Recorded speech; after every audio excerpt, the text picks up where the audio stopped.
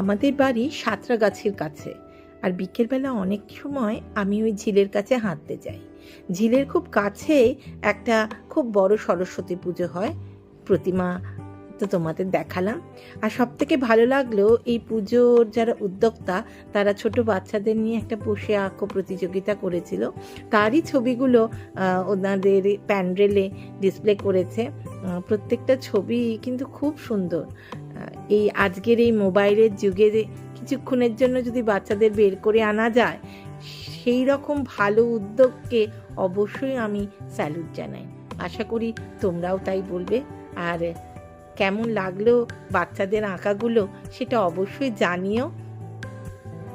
আমার তো খুবই ভালো লেগেছে, আর সব থেকে ভালো লেগেছে এদের উদ্যোগ। তাই দেবী সরস্বতীর কাছে আমার প্রার্থনা, এই ছোট ছোট শিশুদের মনের যেন সম্পূর্ণ বিকাশ হয় রং তুলি লেখাপড়ার মাধ্যমে। মায়ের কাছে ছোট্ট এই প্রার্থনাটাই নিবেদন করি।